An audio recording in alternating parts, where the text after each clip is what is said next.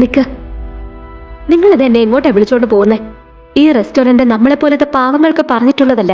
വലിയ ബിസിനസ്സുകാരും പണക്കാരുമാ ഇവിടെ വരുന്നത്. എടാ, എന്റെ ഡ്രസ്സ് എന്നെ ഒന്ന് നോക്ക്.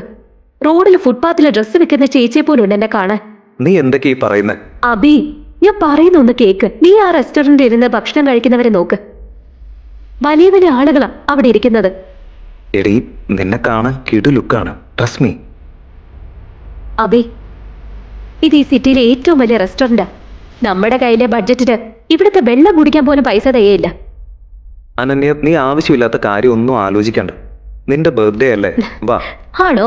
നീ കഷ്ടപ്പെട്ട് പാർട്ട് ടൈം ജോലി ചെയ്ത് ഡെലിവറി ചെയ്തുണ്ടാക്കിയ പൈസ ഒറ്റയടിക്ക് പൊട്ടിക്കണം. അനന്യ, നീ അത് എനിക്ക് വിട്ടേക്ക്, ഞാൻ നോക്കിക്കോളാം. ഞാൻ ടേബിൾ നമ്പർ 3 പോകുന്നു, നീ അങ്ങോട്ടേക്ക് വാ. വേണ്ട. അനന്യ അഭിയെ തടയാൻ വേണ്ടി അവന്റെ പുറകെ പോയി. വേഗത്തിൽ പോയപ്പോൾ അവൾ അറിയാതെ റെസ്റ്റോറന്റിൽ വന്ന ഒരു ബിസിനസ്സുകാരനെ തട്ടി. അയാളുടെ വില കൂടിയ കോട്ടിൽ റെഡ് വൈൻ വീണു. അയാൾ ദേഷ്യത്തിൽ ഗ്ലാസ് എറിഞ്ഞു പൊട്ടിച്ചു. സോറി, ഞാൻ കണ്ടില്ല. നിനക്കെന്താ കണ്ണ് കണ്ടൂടെ? നിന്നെ പോലത്തെ ലോക്കൽസിനൊക്കെ ഈ ഹോട്ടലിൽ കയറ്റിയത് ആരാ? നിനക്കറിയോ ഈ സൂട്ടിന്റെ വില എന്താണെന്ന്? 20 ലക്ഷത്തിന്റെ സ്യൂട്ടാണ് നീ വൈനൊഴിച്ച് കറയാക്കിയത്. സർ, ഞാൻ പറഞ്ഞില്ലേ സോറി. എനിക്കറിയില്ലായിരുന്നു. ഞാൻ സോറി. നീ എന്താ വിചാരിച്ചേ? സോറി പറഞ്ഞ ഞാനങ്ങ് വിടുവെന്നോ? ഈ സ്യൂട്ടിന്റെ വില നീ തരൂ. എന്താ പറഞ്ഞേ? ഒന്നുകൂടെ പറ. അരെ വാ, ഇതേതാ യുദ്ധഭൂമിയിൽ ഒരു പുതിയ നടൻ. നിനക്ക് ഈ റെസ്റ്റോറന്റ് സ്റ്റാൻഡേർഡിനെ പറ്റി അറിയില്ലേ? ഇതൊന്നും അറിയാതെ വലിഞ്ഞു കയറി വന്നേക്കോണോ? അതൊക്കെ അവിടെ നിൽക്കട്ടെ. നീ ആദ്യം എന്റെ ഭാര്യയോട് മാപ്പ് പറയും. എടാ വേണ്ട. ഓ, ഞാൻ നിന്റെ ഭാര്യയോട് മാപ്പ് പറയണമല്ലേ? നിനക്ക് ഞാൻ ആരാണെന്ന് അറിയാവോ? എടാ, നമുക്ക് മാപ്പ് പറയാതെ ഇവിടുന്ന് പോവാൻ പറ്റില്ല. He's owner of Shinkani industry. Please. നിനക്കെന്താ കാര്യം പറഞ്ഞാൽ മനസ്സിലാവില്ലേ? എന്റെ ഭാര്യയോട് മാപ്പ് പറയാതെ നീ ഇവിടെ നിന്ന് പോവില്ല. നീ മാപ്പ് പറഞ്ഞില്ലെങ്കിൽ ഇന്നത്തെ ഈ ദിവസത്തെ ഓർത്ത് നീ ദുഃഖിക്കും. അഭിനവിന്റെ ഭീഷണി കേട്ട ഉടനെ തന്നെ ആ പണക്കാരൻ ചുറ്റും നോക്കി. റെസ്റ്റോറന്റിൽ ഭക്ഷണം കഴിച്ചുകൊണ്ടിരുന്ന എല്ലാവരുടെയും മുന്നിൽ അയാൾ അപമാനിതനായി നിന്നു. ഞാൻ ഈ രാജ്യത്തെ തന്നെ ഏറ്റവും വലിയ ഡയമണ്ട് ബിസിനസ് രാജാവാണ്. നിനക്കൊക്കെ സ്വപ്നം കാണുന്നതിനപ്പുറമാണ് എന്റെ റേഞ്ച്. മന്ത്രിമാരും MLA മാരും അല്ല എന്റെ പോക്കറ്റില്. ഒരൊറ്റ ഫോൺ കോൾ മതി നിന്റെ ജീവിതം എനിക്ക് തകർക്കാൻ. ഞാനൊന്ന് ഞൊടിച്ചാൽ മതി, പിന്നെ നീ തീർന്നു. നിന്റെ ഈ ബിസിനസ് പിന്നെ ഉണ്ടാവില്ല. തകർത്ത് കളയും ഞാൻ. എന്താ കാണണോ? അഭിനവ് അങ്ങനെ വെല്ലുവിളിച്ച ശേഷം അവൻ അവന്റെ ഫോൺ എടുത്ത് ആർക്കോ മെസ്സേജ് ചെയ്തു. മെസ്സേജ് ചെയ്ത ഉടനെ തന്നെ ആ പണക്കാരന് ഒരു ഫോൺ വന്നു. ആ ഫോൺ വന്ന ഉടനെ തന്നെ ആ പണക്കാരന്റെ മുട്ടിടിക്കാൻ തുടങ്ങി. വാട്ട്? ഇതെല്ലാം എങ്ങനെ സംഭവിച്ചു? ഇനി ഒന്നും പറഞ്ഞിട്ട് കാര്യമില്ല. നീ നമ്മുടെ മുതലാളിയുടെ മോനോട് കയറി ഉടക്കിയോ? അങ്ങനെ എന്തെങ്കിലും സംഭവിച്ചിട്ടുണ്ടെങ്കിൽ നീ പെട്ടെന്ന് അയാളോട് മാപ്പ് പറഞ്ഞ് പ്രശ്നം സോൾവ് ആക്ക്. ഇല്ലെങ്കിൽ നമ്മൾ കുടുംബം അടക്കം തെരുവിലേക്ക് ഇറങ്ങേണ്ടി വരും.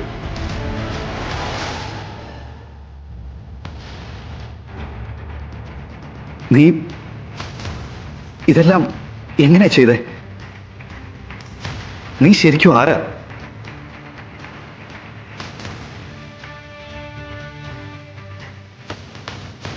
അഭിനവ് ഒരു ഹൗസ് ഹസ്ബൻഡാണ്. അവന്റെ ഭാര്യ വീട്ടിലെ സകല ജോലിയും അവനായിരുന്നു ചെയ്തിരുന്നത്. അവനെ ഒരു വേലക്കാരനെ പോലെയായിരുന്നു അവന്റെ അമ്മായിയമ്മ കണ്ടിരുന്നത്. അങ്ങനെ ഒരു ദിവസം അവൻ പുറത്തേക്ക് ഇറങ്ങിയപ്പോൾ അവന്റെ അമ്മായിയമ്മ അവനെ തടഞ്ഞു. എങ്ങോട്ടാ രാവിലെ ഒരുങ്ങിക്കെട്ടി? നീങ്ങ് വാ, എന്റെ കാലൊന്ന് മസാജ് ചെയ്തതാ. ചെറിയ വേദനയുണ്ട്. അമ്മേ, എനിക്ക് അത്യാവശ്യമായിട്ട് പുറത്തു പോകേണ്ട ആവശ്യമുണ്ട്. ഞാൻ തിരിച്ചു വന്നിട്ട് കാല് മസാജ് ചെയ്തു തന്നാ മതിയോ? നീ എവിടെ പോകുന്നു? എല്ലാ ദിവസവും ഒരുങ്ങിക്കിട്ടി പുറത്തേക്ക് പോകുന്നുണ്ടല്ലോ. എന്റെ മോളുടെ സമ്പാദ്യം ദൂർത്തടിച്ച് ജീവിക്കാൻ നിനക്ക് നാണോ ഇല്ലേ? അവളുടെ പൈസക്ക് പുറത്ത് ആരെയോ കാണാൻ പോകുന്നു. പുറത്തു നടക്കുന്ന വഴക്ക് കേട്ട് അഭിനവിന്റെ ഭാര്യ അനന്യ പുറത്തേക്ക് ഇറങ്ങി വന്നു. എന്താ ഇവിടെ രാവിലെ തന്നെ വഴക്കുണ്ടാക്കാൻ വേണ്ടിയിട്ട്? ഇവിടെ ഇപ്പൊ എന്താ സംഭവിച്ചത്? എന്നോട് ചോദിക്കാതെ നീ നിന്റെ ഭർത്താവിനോട് ചോദിക്ക്. ഒരു പണിക്കും പോവാതെ നിന്റെ ഭർത്താവ് ഇവിടെ അടയിരിക്കാൻ തുടങ്ങിയിട്ട് കുറെ കാലമായി. നീ ഇപ്പൊ തന്നെ അവൻ ഇവിടുന്ന് ഇറക്കി വിടണം.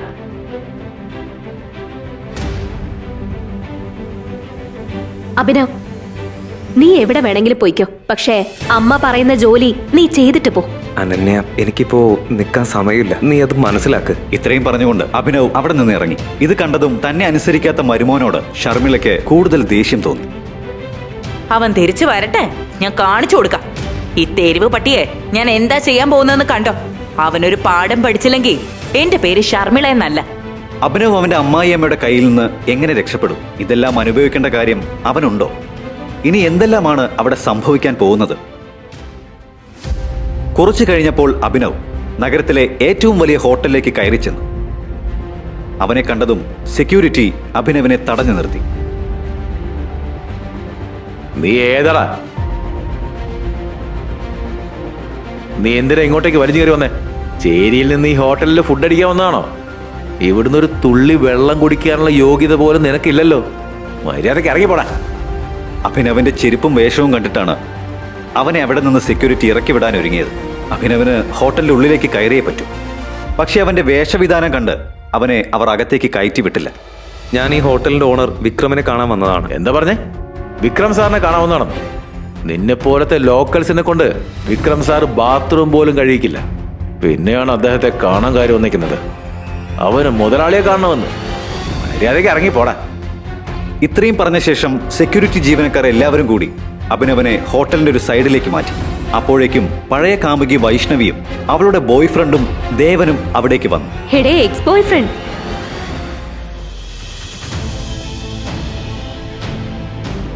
ഭിക്ഷക്കാരനെ ഇങ്ങനെ അപമാനിക്കല്ലേ? കുറെ നാളായി ഭക്ഷണം പോലും കഴിച്ചിട്ടുണ്ടാവില്ല. നിങ്ങൾ ഹോട്ടലിൽ ബാക്കി വന്ന വല്ല ഫുഡ് ഉണ്ടെങ്കിൽ ഇവൻ എടുത്തു കൊടുക്ക്. അവൻ നിന്നോളും. കുറെ നാളായുള്ള വിശപ്പുണ്ടാവും പാവം. കുറച്ച് നാളുകൾക്ക് മുമ്പ് അഭിനവ് അവന്റെ ജീവന തുല്യം സ്നേഹിച്ച പെണ്ണാണ് ഇപ്പോൾ മുന്നിൽ വന്ന് നിന്ന് ഇങ്ങനെ നികൃഷ്ടമായി അപമാനിക്കുന്നത്. എനിക്ക് ആദ്യം വിശ്വാസം തോന്നിയില്ല ഈ പിച്ചക്കാരൻ നിന്റെ പഴയ ബോയ് ഫ്രണ്ട് ആയിരുന്നു എന്ന് പറഞ്ഞത്. അവരുടെ ഈ കളിയാക്കൽ കേട്ട് അഭിനവന് കൂടുതൽ ദേഷ്യം വന്നു. അവൻ എന്തെങ്കിലും പറയുന്നതിന് മുമ്പ് തന്നെ ഒരു ആഡംബരക്കാർ ഹോട്ടലിന്റെ മുന്നിൽ വന്നിറങ്ങി. വിക്രം സാർ വന്നു. അയാൾ വന്ന ഉടനെ തന്നെ സെക്യൂരിറ്റിയും മറ്റു ഗാർഡുകളും വന്ന് കാറിനെ വളഞ്ഞു. അപ്പോഴേക്കും ആഡംബര കാറിൽ നിന്ന് വിക്രം ഇറങ്ങി. കാറിൽ നിന്ന് ഇറങ്ങിയ വിക്രം ഹോട്ടലിന്റെ മുന്നിലെ ആളും ബഹളവും കണ്ട് ഇങ്ങനെ ചോദിച്ചു: ഹോട്ടലിന്റെ ലോബിയിൽ എന്താ ഇത്ര ആൾക്കൂട്ടം? അറിയില്ല സാർ. ഏതോ ഒരു ദരിദ്രവാസി വന്ന് ലോബിയിൽ അലമുണ്ടാക്കുക. ഞാൻ നിന്നോട് എത്ര തവണ പറഞ്ഞിട്ടുണ്ട്, ഞാനോ ഈ ഹോട്ടലോ ഇങ്ങനെയുള്ള ദരിദ്രവാസികളെ ഒരിക്കലും എന്റർടൈൻ ചെയ്യിക്കാറില്ലെന്ന്. അവനെ തൂക്കിയെടുത്ത് വെളിയിലെറിയും. വിക്രമിന്റെ വാക്ക് കേട്ടതും അയാളുടെ ഗാർഡ് പെട്ടെന്ന് മുന്നിലേക്ക് വന്ന് അഭിനവനെ പുറത്തേക്കാക്കി. ഗാർഡ് അഭിനവനെ വിക്രത്തിന്റെ മുന്നിലൂടെ വലിച്ചഴിച്ചു കൊണ്ടുപോയി. അപ്പോഴേക്കും വിക്രമിന്റെ കണ്ണുകൾ അഭിനവന്റെ കയ്യിലെ മോതിരത്തിൽ ഉടക്കി. ആ മോതിരം കണ്ട ഉടനെ തന്നെ വിക്രമിന്റെ കണ്ണുകളിൽ ഒരു ഭയം നിഴലിച്ചു. അയാൾ ഗാർഡുകളോട് അഭിനവനെ വെറുതെ വിടാൻ ആവശ്യപ്പെട്ടു. അയാളെ വിട് സർ. അഭിനവന്റെ കയ്യിലെ മോതിരം കണ്ടിട്ടാണ് വിക്രം ഭയപ്പെട്ടത്.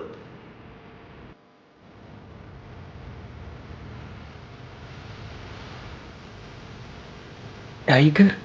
ആ മോതിരം കണ്ട ഉടനെ തന്നെ കോടീശ്വരനായ വിക്രം അഭിനവന്റെ മുന്നിൽ മുട്ടുകുത്തിയിരുന്നു.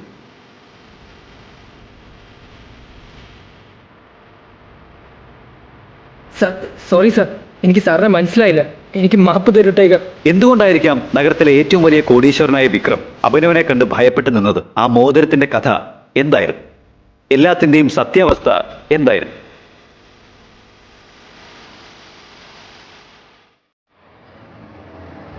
വിക്രവുമായി ഹോട്ടലിൽ നടന്ന സംഭവത്തെപ്പറ്റി അഭിനവ് അവന്റെ ഭാര്യ അനന്യയോട് ഒന്നും പറഞ്ഞില്ല.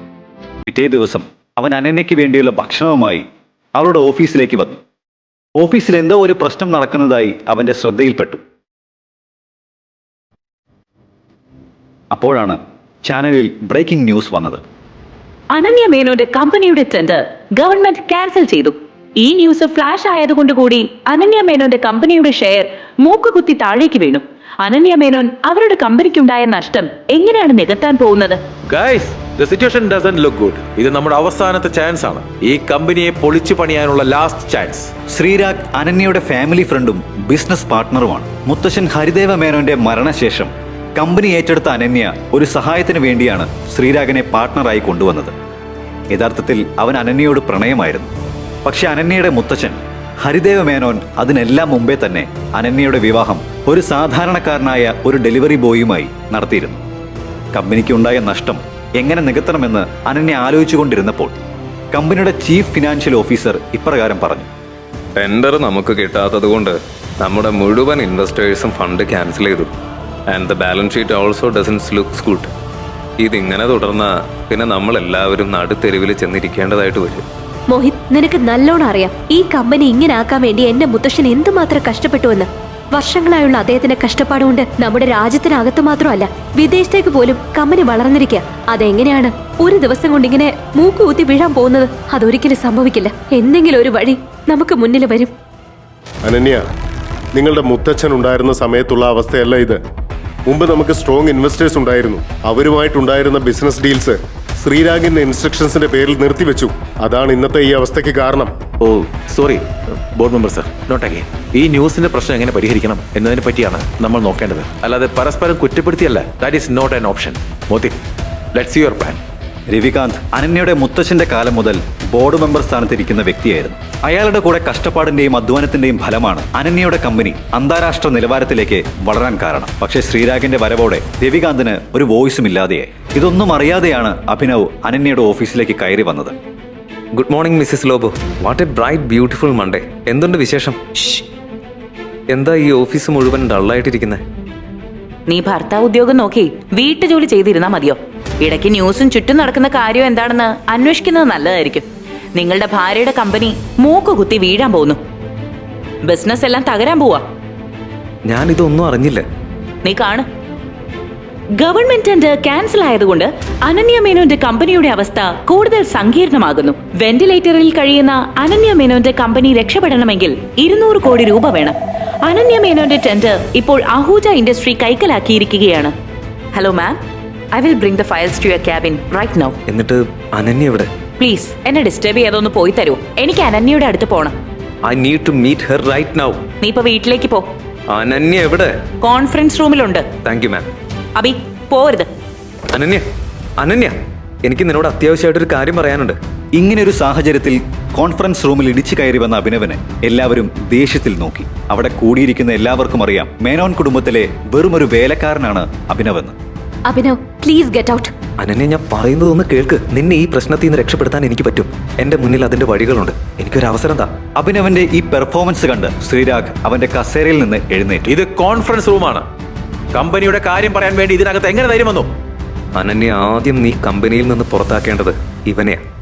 ഇവനെ എന്ന് പുറത്താക്കുന്നുവോ അന്ന് ഈ കമ്പനി രക്ഷപ്പെടും. Ananya, take your own decisions. Sreerag അഭിനവനെ കോൺഫറൻസ് ഹാളിന് പുറത്തേക്ക് ഇറക്കി വിട്ടു. സെക്യൂരിറ്റി, ഇവനെ ഇറക്കി വിട്. സെക്യൂരിറ്റി അഭിനവനെ ഇറക്കിവിടാൻ ശ്രമിച്ചുകൊണ്ടിരുന്നപ്പോൾ റിസപ്ഷനിസ്റ്റ് അവിടേക്ക് നടന്നു വന്നു.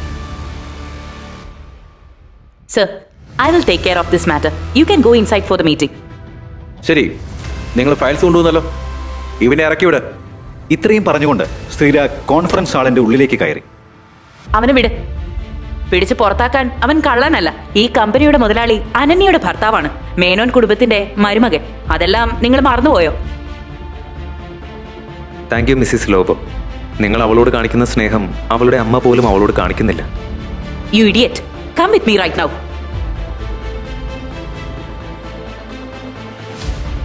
നിനക്ക് എങ്ങനെ ഈ കമ്പനിയുടെ ക്രൈസിസിൽ നിന്ന് മാറി നിൽക്കാൻ പറ്റുന്നത്?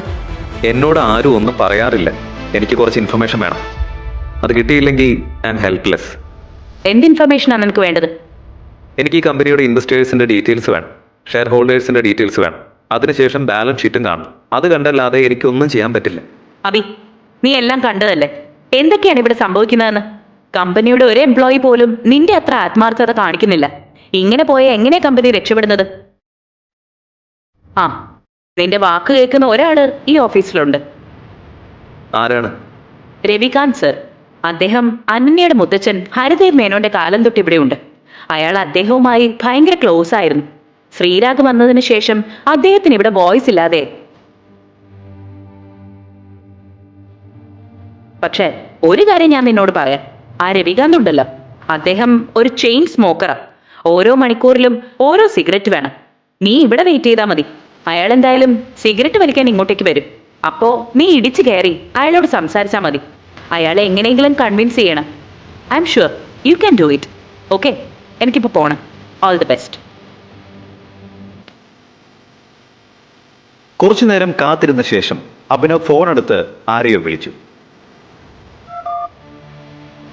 ഹലോ, ക്യാബിനറ്റ് മിനിസ്റ്റർ അല്ലേ? എന്തുണ്ട് വിശേഷം?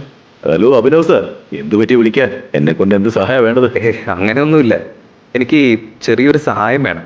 ഒരു സാധാരണ ഡെലിവറി ബോയ്ക്ക് കേന്ദ്രമന്ത്രിയുമായി എന്ത് ബന്ധമാണുള്ളത്? കേന്ദ്രമന്ത്രി എങ്ങനെയാണ് അഭിനവനോട് ഇത്ര വിനയത്തോടെ സംസാരിച്ചത്? ഫോണിലൂടെ അഭിനവ് തനിക്ക് വേണ്ട സഹായം ആവശ്യപ്പെട്ടു. അവൻ ഫോണിൽ സംസാരിച്ചു കൊണ്ടിരുന്നപ്പോൾ രവികാന്ത് സിഗരറ്റ് വലിക്കാൻ പുറത്തേക്ക് ഇറങ്ങി വന്നു. മന്ത്രി സാറ്, ഞാൻ പറഞ്ഞ കാര്യം സീക്രട്ട് ആയിരിക്കും. കാര്യം നടന്നിട്ട് എന്നെ തിരിച്ചു വിളിക്കണം. ബാക്കി ഞാൻ നോക്കിക്കോളാം. ഓക്കെ?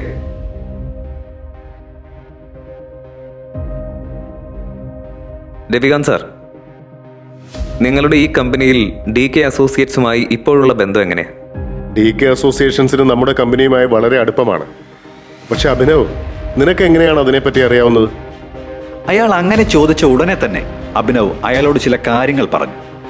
അത് കേട്ട ഉടനെ തന്നെ രവികാന്ത് അയാൾ വലിക്കാൻ വെച്ചിരുന്ന സിഗരറ്റ് അകത്തേക്ക് വെച്ച് അഭിനവിനെ കോൺഫറൻസ് ഹാളിലേക്ക് കൂട്ടിക്കൊണ്ടുപോയി. എടാ ദരിദ്രവാസി അഭിനവ്, നീ ഇതുവരെ പോയില്ലേ? Sreerag, behave yourself. Ananya, നമുക്ക് അഭിനവിന് ഒരു അവസരം കൊടുക്കാം. He has an excellent plan.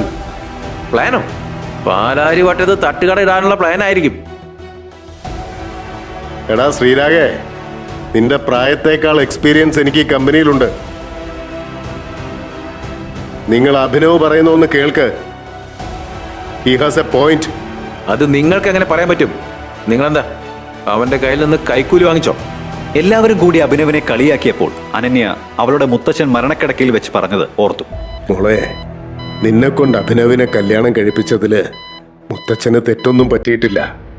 അവൻ നിനക്ക് ഏറ്റവും നല്ല പാർട്ട്ണറായിരിക്കും. നീ ഒരു കാര്യം ഓർത്തു വെച്ചോ, നിനക്ക് ജീവിതത്തിൽ എന്ത് പ്രശ്നം വന്നാലും ആരൊക്കെ നിന്നെ തള്ളി പറഞ്ഞാലും അവൻ മാത്രമേ നിനക്കെന്നും കൂട്ടായിട്ടുണ്ടായിരിക്കുള്ളൂ. മുന്നിൽ നടക്കുന്ന വഴക്ക് കൂടിയപ്പോൾ അനന്യ ദേഷ്യത്തിൽ എഴുന്നേറ്റു. ശ്രീരാഗ്, മര്യാദയ്ക്ക് സംസാരിക്കേ. ഈ കമ്പനി നിന്റെ അല്ല, എന്റെയാ. എല്ലാ ഡിസിഷൻസിന്റെയും വീറ്റോ പവർ എന്റെ കയ്യിലാ. Sit down.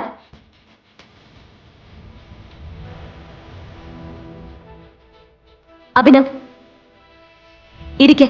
നീ പറ. അനന്യ തനിക്ക് പറയാനുള്ളത് കേൾക്കാൻ ഒരുങ്ങിയപ്പോൾ അഭിനവന് സന്തോഷമായി. രവികാന്ത് അഭിനവനെ തന്റെ അടുത്തുള്ള കസേരയിൽ ഇരുത്തി.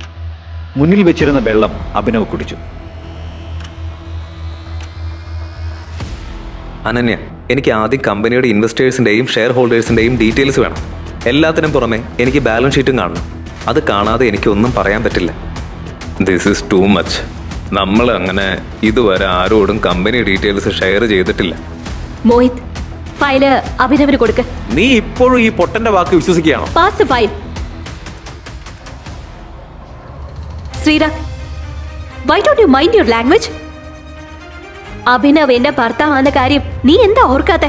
2 വർഷത്തിന് ശേഷമാണ് അനന്യ അഭിനവനെ തന്റെ ഭർത്താവായി പൊതുസ്ഥലത്ത് വെച്ച് അംഗീകരിക്കുന്നത്. അതവന് കൂടുതൽ സന്തോഷം നൽകി. ഓഡിറ്റർ കൊടുത്ത ഫയൽ അഭിനവ് പരിശോധിക്കാൻ തുടങ്ങി.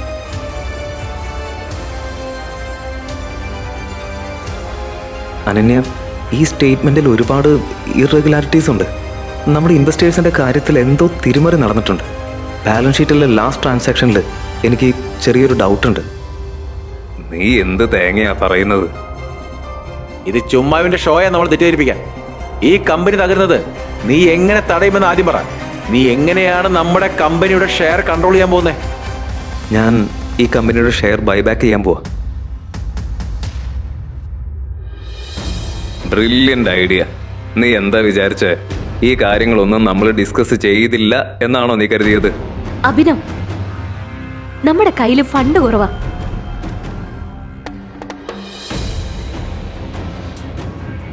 All right, let me make a call. ഇത്രയും പറഞ്ഞുകൊണ്ട് അഭിനവ് ഫോൺ എടുത്ത് വിളിച്ചു. അവൻ ഫോണിൽ സംസാരിക്കുന്നത് കേട്ട് കോൺഫറൻസ് ഹാളിലിരുന്ന് അനന്യ ഉൾപ്പെടെയുള്ള എല്ലാവരും ഞെട്ടി. മിസ്റ്റർ വിക്രം, ഞാൻ പറയുന്നത് ശ്രദ്ധയോടെ കേൾക്ക്. DK കമ്പനി ഫണ്ടിൽ നിന്ന് 500 കോടി ഞാൻ പറയുന്ന കമ്പനിയിലേക്ക് ഇൻവെസ്റ്റ് ചെയ്യും. അതിനുശേഷം DK കമ്പനി ഞാൻ പറയുന്ന കമ്പനിയുമായി മെർജ് ആയി എന്ന് പബ്ലിക്കായിട്ട് അനൗൺസ് ചെയ്യും ഉടനെ തന്നെ. പിന്നെ നീ അഹൂജ കമ്പനിയുടെ എല്ലാ ഷെയറും ക്യാൻസൽ ചെയ്യും. രവികാന്ത് ഒഴികെ എല്ലാവരും അഭിനവ് പറയുന്നത് കേട്ടുണ്ടായ ഞെട്ടലിൽ നിന്ന് മാറിയിട്ടില്ല. ഇത്രയും വലിയ കാര്യങ്ങൾ തന്റെ ഭർത്താവ് എങ്ങനെയാണ് പറയുന്നതെന്ന് അനന്യയും ആലോചിച്ചു. ഇത്രയും വലിയ കമ്പനി മുതലാളിയുമായി അഭിനവ് എങ്ങനെയാണ് ഇത്ര നിസ്സാരമായി സംസാരിച്ചതെന്ന് അവൾ ചിന്തിച്ചു.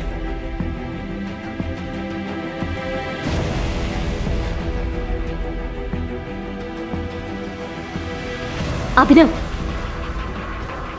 നീ ആരാ? അനന്യയുടെ ഈ ചോദ്യം കേട്ട് അഭിനവ് ഒന്ന് പുഞ്ചിരിക്കുക മാത്രമാണ് ചെയ്തത്. ഭർത്താവ് ഉദ്യോഗം നോക്കി നടക്കുന്ന അഭിനവ് എങ്ങനെയാണ് മുങ്ങിക്കൊണ്ടിരുന്ന അനന്യയുടെ കമ്പനിയെ രക്ഷിച്ചത്?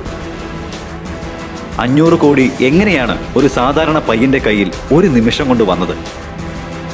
DK പ്രൈവറ്റ് ലിമിറ്റഡ് എന്ന കമ്പനി എങ്ങനെയാണ് അനന്യയുടെ കമ്പനിയുമായി ഇത്ര നിസ്സാരമായി മെർജായത്? ഗവൺമെന്റ് ടെൻഡർ അനന്യയുടെ കയ്യിൽ നിന്ന് പോവാൻ കാരണം ശ്രീരാഗും മോത്തിക്കുമാണെന്ന് ശ്രീരാഗ് അറിഞ്ഞു.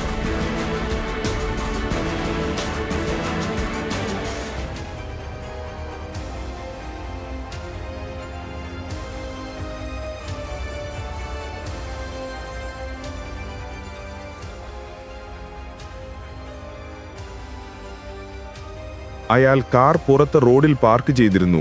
അയാളെ വെടിവെച്ച റാണ അതേ കാറിനടുത്ത് നിൽക്കുന്നുണ്ടായിരുന്നു. രാത്രിയുടെ ഇരുട്ടിൽ അച്ഛനും അഭിനവും ഒരിടുങ്ങിയ വഴിയിൽ ഒളിച്ചിരിക്കുകയായിരുന്നു. മോനെ, വേഗം നടക്ക്. അഭിനവ്, ഞാൻ പറയുന്ന കേൾക്ക് മോനെ. നീ ഇവിടെ നിന്ന് ഓടിപ്പോയിക്കോ, അല്ലെങ്കിൽ അവർ നിന്നെയും കൊല്ലും.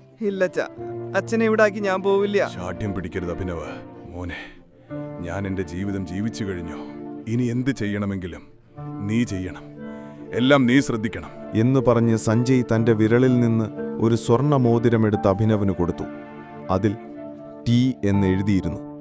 ഒരു കാര്യം എപ്പോഴും ഓർക്കുക, അവസാന ശ്വാസം വരെ പോരാടുക.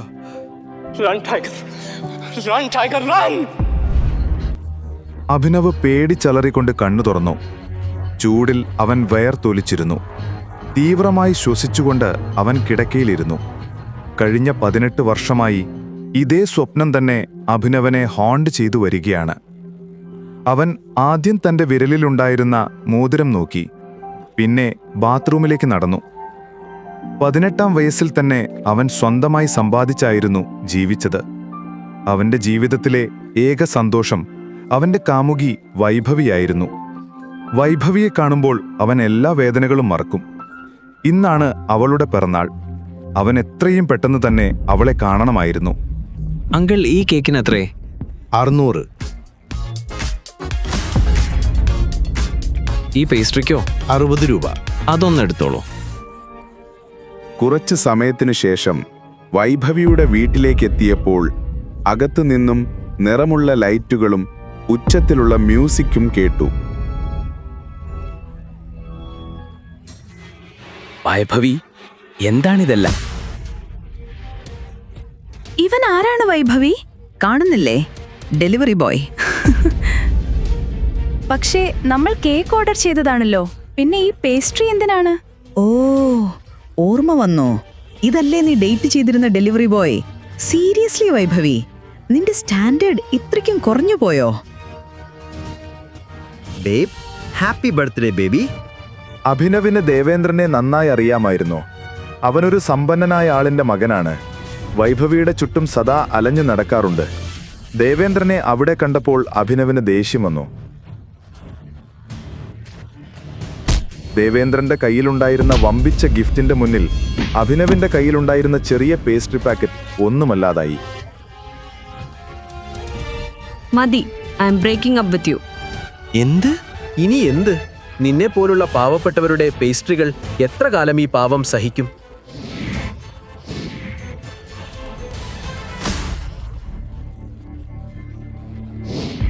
നീ ചെയ്തത് ശരിയല്ല വൈഭവി. അതിനുശേഷം അഭിനവ് തളർന്ന മനസ്സോടെ കണ്ണുകൾ കലങ്ങി അവിടെ നിന്ന് മടങ്ങി.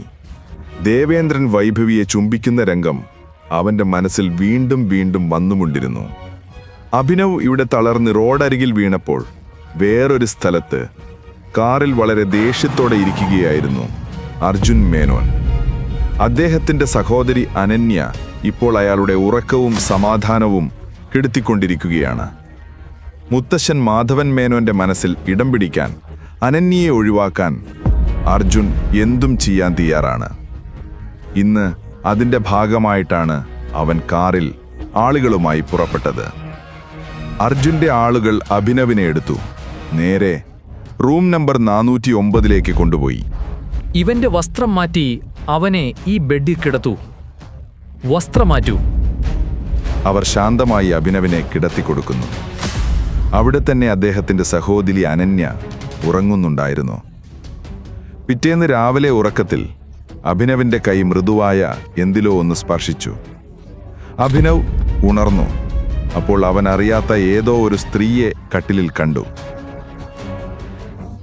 നീ ആരാണ്? നീ എങ്ങനെ എന്റെ റൂമിൽ വന്നു? നീ എന്നെ എന്താണ് ചെയ്തത്?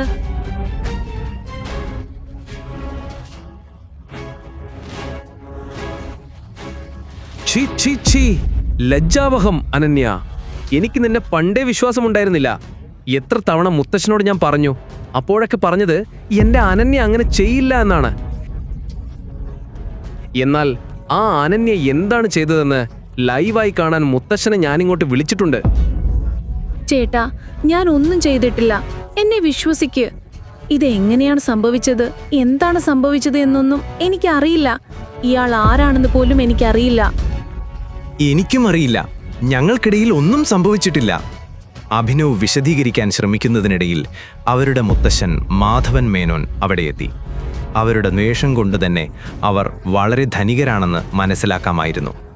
അനന്യയുടെ അവസ്ഥ കണ്ട മാധവൻ മേനോന്റെ കണ്ണുകൾ ചുവപ്പായി. ഞാൻ നിന്നിൽ നിന്ന് ഇത് പ്രതീക്ഷിച്ചില്ല. മുത്തച്ഛ, നിങ്ങൾ കരുതുന്നതല്ല നടന്നത്. അനന്യ, നിനക്ക് റൂളുകളെല്ലാം അറിയില്ലേ? നീ അതെല്ലാം ലംഘിച്ചു. ഇല്ല മുത്തച്ഛ, ഇല്ല.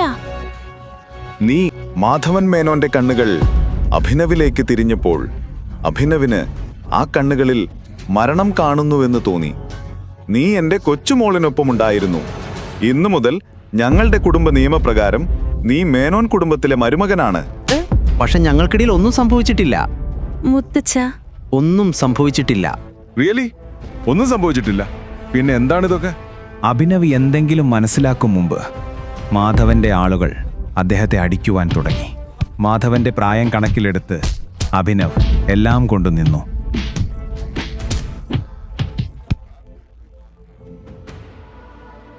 അനന്യ, അവനെ ഹോസ്പിറ്റലിൽ കൊണ്ടുപോ. വൈകുന്നേരത്തെ വിക്രമന്റെ പാർട്ടിക്ക് നല്ല ഡ്രസ്സ് ധരിച്ച് ഇവനും ഉണ്ടാകണം. നിന്റെ കൂടെ ഇവനെയും പാർട്ടിയിൽ കാണണം.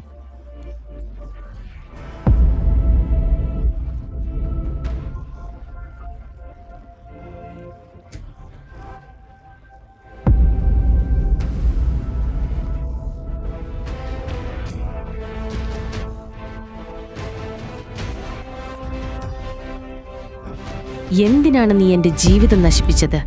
എന്തിനാണ്? ഈ ചോദ്യത്തിന് ഒരു ഉത്തരം അവനുണ്ടായിരുന്നില്ല.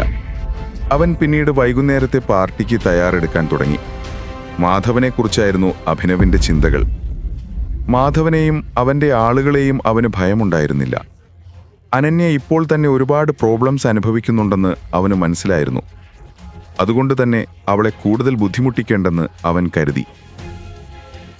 അഭിനവിന്റെ കയ്യിലുണ്ടായിരുന്നത് ആകെ ഒരു ബ്ലേസറാണ്. അതവന്റെ അച്ഛൻ്റേതായിരുന്നു. ചില ഭാഗങ്ങളിൽ അത് കീറിപ്പോയിട്ടുണ്ട്. പക്ഷേ അഭിനവ് അത് ധരിച്ചപ്പോൾ അതിൻ്റെ ഭംഗിയിൽ അതെല്ലാം കാണാതായി. അഭിനവിന്റെ ഊഹം ശരിയായിരുന്നു. അനന്യയുടെ വീട് വളരെ വലിയതാണ്. അവൾ ഒരു വലിയ കുടുംബത്തിലെ കുട്ടിയായിരുന്നു.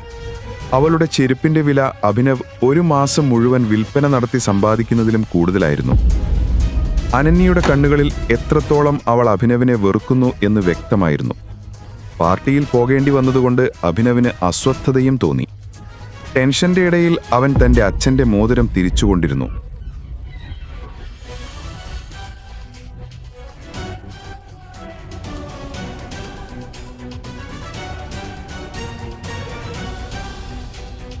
ഈ മോതിരം ഒന്ന് വലിച്ചെറിയാമോ? ക്ഷമിക്കണം, ഈ മോതിരം എനിക്ക് വിലപ്പെട്ടതാണ്. വിക്രത്തിന്റെ വീട് ഒരു കോട്ട പോലെയായിരുന്നു.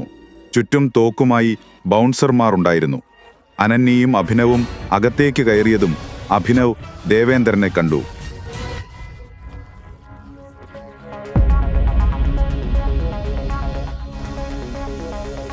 നീ എന്താണിവിടെ? ഇതെന്റെ ഭർത്താവാണ്. അനന്യ, നിനക്കെന്താ വയ്യേ? ഈ റോഡ് സൈഡിലെ ഊളയെ നീ എന്ത് കണ്ടിട്ടാണ് വിവാഹം കഴിച്ചത്? സൂക്ഷിച്ച് സംസാരിക്ക. അല്ലെങ്കിൽ നീ എന്ത് ചെയ്യും? പറ, എന്ത് ചെയ്യും? ദേവേന്ദ്രനും ചൂടുപിടിച്ചു. അഭിനവ് ദേവേന്ദ്രനെ അടിക്കാൻ ഓങ്ങിയപ്പോഴേക്കും പാർട്ടി ഓർഗനൈസറായ വിക്രം അവിടെ എത്തി. എന്താണ് ഇവിടെ നടക്കുന്നത്?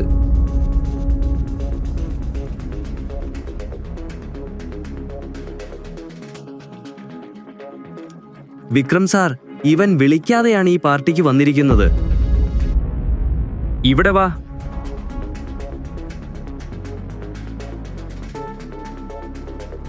നീ ആരാണ്?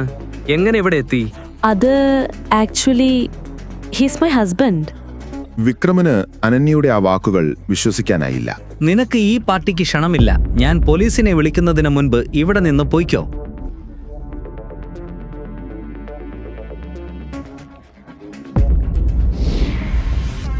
നന്ദി വിക്രം സാർ. അനന്യ, നിനക്കും ഇവനിൽ നിന്നും അകന്നു നിൽക്കുന്നതാണ് നല്ലത്. നിൽക്ക്. വിക്രം അഭിനവിന്റെ അടുത്തേക്ക് അവന്റെ മോതിരം നോക്കി ഓടിപ്പോയി. എനിക്ക് നിന്നോട് ഒറ്റയ്ക്കൊരു പ്രധാന കാര്യം സംസാരിക്കാനുണ്ട്. ശരി, വരാം. വിക്രം അങ്ങനെ പറഞ്ഞു. അഭിനവിന്റെ കൈ പിടിച്ച് അവനെ അകത്തേക്ക് കൂട്ടിക്കൊണ്ടുപോയി. അനന്യ, ദേവേന്ദ്രൻ, അർജുൻ, പാർട്ടിയിലുണ്ടായിരുന്ന മറ്റുള്ളവർക്കെല്ലാം ഇത് കണ്ടപ്പോൾ അത്ഭുതമായി. കുറച്ചുനേരം കഴിഞ്ഞ് അവർ വിക്രമിന്റെ റൂമിലെത്തി. വിക്രം വാതിലടച്ച് അഭിനവിനോട് അടുത്തെത്തി ചോദിച്ചു, നിന്റെ ഈ മോതിരം എനിക്കൊന്ന് കാണണം. എന്തിനാണ്? ഭയപ്പെടേണ്ട, ഞാനത് ചോദിക്കാൻ പോകുന്നില്ല. ഒരു കാര്യം നോക്കാനാണ്.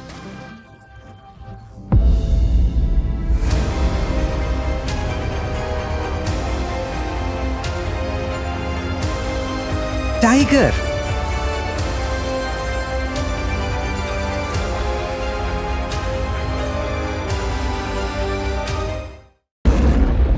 ടൈഗർ മോനെ, ഇവിടുന്ന് പെട്ടെന്ന് രക്ഷപ്പെട്ടോ, ഇല്ലെങ്കിൽ അവര് നിന്നെ കൊന്നുകളയും. വേദന കടിച്ചമർത്തിക്കൊണ്ട് സഞ്ജയ് തന്റെ 5 വയസ്സുള്ള മകൻ അഭിനവിനോട് പറഞ്ഞു. സഞ്ജയ് രജപുത്രയും മകൻ അഭിനവും ഇരുട്ടിൽ ആ ഇടുങ്ങിയ വഴിയിലെ മരച്ചുവട്ടിൽ മറഞ്ഞിരിക്കുകയായിരുന്നു. സഞ്ജയുടെ ശരീരത്തിൽ പലയിടത്തും വെടിയേറ്റിട്ടുണ്ട്. ഇല്ലച്ചാ, അച്ഛനെ വിട്ട് ഞാൻ പോവില്ല. അഭിനവ് കരഞ്ഞുകൊണ്ട് അച്ഛനെ നോക്കി. വാശി കാണിക്കല്ലേ അഭി, എനിക്ക് ഈ അവസ്ഥയിൽ നിന്നെ രക്ഷിക്കാൻ പറ്റില്ല. അവരിപ്പോ ഇവിടെ എത്തും. അതിനു മുമ്പ് മോനെങ്കിലും രക്ഷപ്പെടണം. ചോര ഒഴുകുന്ന മുറിവുകളിൽ അമർത്തിപ്പിടിച്ചുകൊണ്ട് സഞ്ജയ് മകനോട് പറഞ്ഞു. വേണ്ട, അച്ഛനില്ലാതെ ഞാൻ പോവില്ല. അച്ഛനും വാ. അഭി പറഞ്ഞത് കേട്ട് സഞ്ജയ് വാത്സല്യത്തോടെ അവന്റെ മുന്നിൽ മുട്ടുകുത്തിയിരുന്നു. മോനെ, ഒന്നുകൂടെ അവസാനിക്കാൻ പാടില്ല. അതിന് നീ ബാക്കിയാവണം. ബി എ ടൈഗർ അഭി. വിടർന്ന കണ്ണുകളോടെ അത് പറഞ്ഞുകൊണ്ട് സഞ്ജയ് തന്റെ വിരലിലെ പച്ചരത്നം പതിപ്പിച്ച മോതിരമൂരി അഭിനവനെ ഏൽപ്പിച്ചു. ഇതൊരിക്കലും നഷ്ടപ്പെടുത്തരുത്. ആ ചതിയന്റെ മുഖം നീ കണ്ടതല്ലേ? ഓർത്തു വെക്കണം, ഒരിക്കൽ അവൻ നിന്റെ മുന്നിൽ വരും. അച്ഛന്റെ ടൈഗർ മരിക്കില്ലെന്ന് അന്ന് നീ കാണിച്ചു കൊടുക്കണം. പോക്കറ്റിൽ നിന്ന് ഗണ്ണെടുത്ത് ലോഡ് ചെയ്യുമ്പോൾ സഞ്ജയുടെ കണ്ണുകളിൽ തീ ആളുന്നുണ്ടായിരുന്നു. മകനെ വിട്ടുപോകാനുള്ള വേദനയല്ലാതെ അയാളുടെ മുഖത്ത് തെല്ലും ഭയമുണ്ടായിരുന്നില്ല. അപ്പോഴേക്കും ശത്രുക്കൾ അവരുടെ അരികിലേക്കെത്തി. അഭിനവന്റെ നെറ്റിയിൽ ഉമ്മ വെച്ച ശേഷം സഞ്ജയ് ഒരു യോദ്ധാവിനെ പോലെ എതിരാളികൾക്ക് നേരെ നീങ്ങി. അച്ഛൻ തന്നെ ഒറ്റയ്ക്കാക്കി പോയപ്പോൾ അഭിനവ് ഭയന്ന് കരഞ്ഞു. എങ്കിലും ഇരുട്ടിൽ ആ 5 വയസ്സുകാരനെ അക്രമികൾ കണ്ടില്ല. സഞ്ജയുടെ ഗൺ ശബ്ദിച്ചു. ശത്രുക്കൾ 4 പാടും ചിതറി വീണു.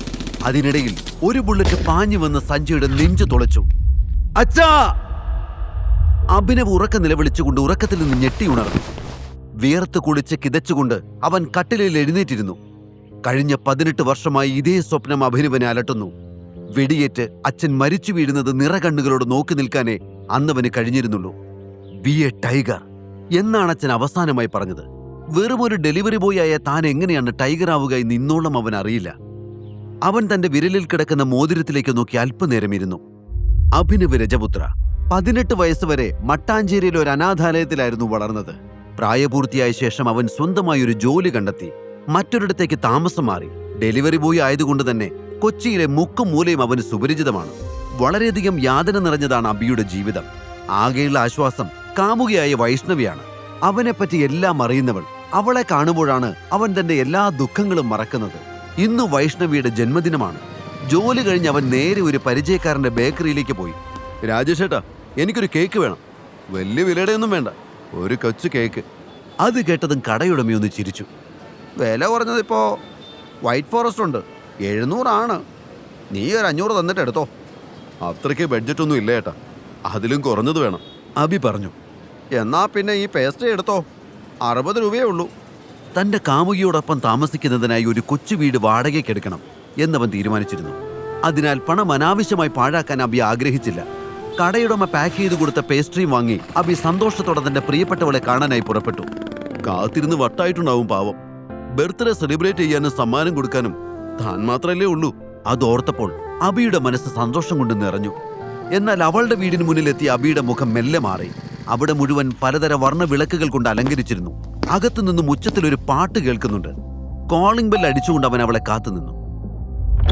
വാതിൽ തുറന്ന് പുറത്തു വന്ന വൈഷ്ണവിയെ കണ്ട അഭിനവ് അത്ഭുതപ്പെട്ടുപോയി. അവൾ വില കൂടിയ ഒരു ഗൗണാണ് ധരിച്ചിരിക്കുന്നത്. മനോഹരമായി അലങ്കരിച്ചിരിക്കുന്ന മുറിയുടെ നടുവിൽ വലിയ കേക്കും വൈനും എല്ലാം സെറ്റ് ചെയ്ത് വെച്ചിട്ടുണ്ട്. അവിടെ ധാരാളം അതിഥികൾ എത്തിയിരിക്കുന്നു. അതാരാ വൈഷ്ണവി? അതിഥികളിൽ ഒരാൾ ചോദിച്ചു. കണ്ടാലറിയില്ലേ, ഡെലിവറി ബോയാ. പക്ഷേ നമ്മളൊന്നും ഓർഡർ ചെയ്തിട്ടില്ലല്ലോ. മറ്റൊരാൾ പറഞ്ഞു. അതൊന്നുമല്ല, ഈ ഡെലിവറി ബോയിനെയാണ് വൈഷ്ണവി ഡേറ്റ് ചെയ്യുന്നത്. അത് കേട്ടതും അവിടെയുള്ള പല മുഖങ്ങളും കൗതുകത്തോടെ വൈഷ്ണവിയുടെ നേരെ തിരിഞ്ഞു. മൈ ഗോഡ്, നിനക്ക് വേറെ ആരെയും കിട്ടിയില്ലേ വൈഷ്ണവി? ഇതൊക്കെയാണോ നിന്റെ ടേസ്റ്റ്? എല്ലാവരും വൈഷ്ണവിയെ കളിയാക്കാനുള്ള അവസരമായി തന്റെ ജോലി ഉപയോഗിക്കുന്നത് കണ്ട് അഭിനവിന് സങ്കടം വന്നു. Happy birthday babe. പിന്നിൽ നിന്നും മറ്റൊരു ശബ്ദം കേട്ട് എല്ലാവരും ആകാംക്ഷയോടെ അങ്ങോട്ട് നോക്കി. അത് ദേവനായിരുന്നു. കയ്യിൽ വലിയ സമ്മാനപ്പൊതിയും ഉണ്ടായിരുന്നു. ദേവനെ അഭിനവിന് മുൻപേ അറിയാം. പേര് കേട്ട ഒരു ബിസിനസ്സുകാരന്റെ മകനാണ്. അവൻ വൈഷ്ണവിയുടെ ചുറ്റും കറങ്ങി നടക്കുന്നത് അഭിനവ് ശ്രദ്ധിച്ചിട്ടുണ്ട്. അഭിനവിന് ദേവനെ ഇഷ്ടമായിരുന്നില്ല, വൈഷ്ണവിക്കും. അവിടെയും അവളെ ശല്യം ചെയ്യാനായി അവൻ വന്നത് കണ്ട് അഭിനവിന് ദേഷ്യം വന്നു. എന്നാൽ അവൻ എന്തെങ്കിലും പറയുന്നതിന് മുൻപേ വൈഷ്ണവി ദേവൻ കൊണ്ടുവന്ന സമ്മാനം വാങ്ങി. എന്നിട്ട് തന്റെ ചുറ്റിനും കൂടി നിന്നവരെ നോക്കി ഒന്ന് പുഞ്ചിരിച്ചു. നിങ്ങളൊക്കെ എന്താ വിചാരിച്ചേ? ഇവനാണ് എന്റെ ബോയ് ഫ്രണ്ട് ദേവ്. അത്രയും പറഞ്ഞുകൊണ്ട് അവൾ ദേവന്റെ കയ്യിൽ ചുറ്റിപ്പിടിച്ചു. അത് കണ്ടതോടെ അതിഥികൾ എല്ലാവരും കൈയടിച്ചു. അവൾ അഭിനവിനെ പുച്ഛത്തോടെ നോക്കി. നമുക്ക് ബ്രേക്കപ്പ് ആവും മിസ്റ്റർ അഭിനവ്. എനിക്കിനി ഇത് കണ്ടിന്യൂ ചെയ്യാൻ താല്പര്യമില്ല. വൈഷ്ണവി അഭിനവന്റെ മുഖത്ത് നോക്കി പറഞ്ഞു. എന്താ എന്താ നീ പറഞ്ഞേ?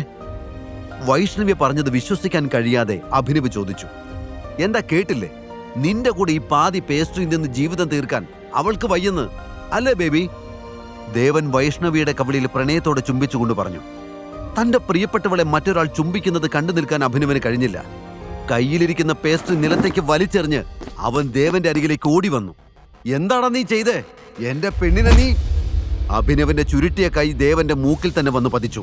അപ്രതീക്ഷിതമായ ആ ഇടിയേറ്റ് അവന്റെ മൂക്കിൽ നിന്ന് രക്തം പുറത്തേക്കൊഴുകി. എടാ, ഇന്ന് നിന്റെ അവസാനമാണ്. ദേവൻ ദേഷ്യത്തോടെ അഭിനവന്റെ നേരെ ചെന്നു. അഭിനവ് അവന്റെ നെഞ്ചിലേക്ക് ആഞ്ഞു ചവിട്ടി. ഉടൻ തന്നെ വൈഷ്ണവി അവർക്കിടയിലേക്ക് കയറി നിന്നു.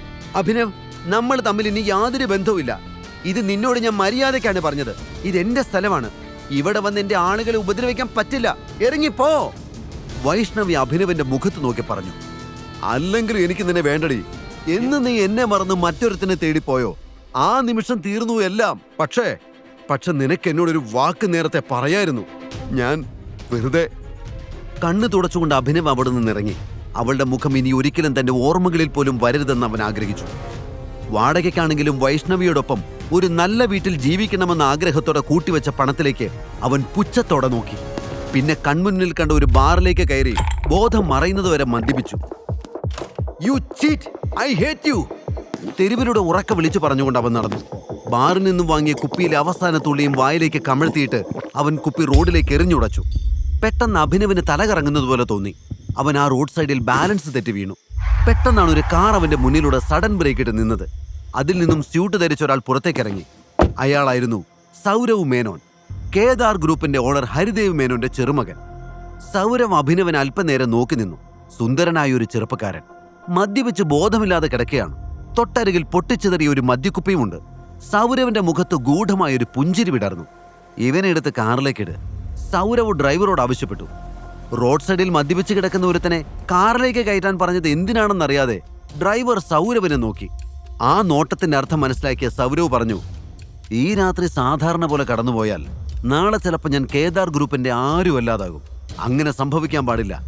ഈ പയ്യനെ വെച്ച് ഞാനൊരു കളി കളിക്കാൻ പോവാ. നോക്കിക്കോ, ഇതോടെ എല്ലാം എന്റെ വഴിക്ക് വരും. ഗൂഢമായ ഒരു ചിരിയോടെ സൗരവ് പറഞ്ഞു. Okay boss. ഡ്രൈവർ കഷ്ടപ്പെട്ട് അഭിനവനെ എടുത്ത് കാറിന്റെ പുറകിലേക്ക് കയറ്റി.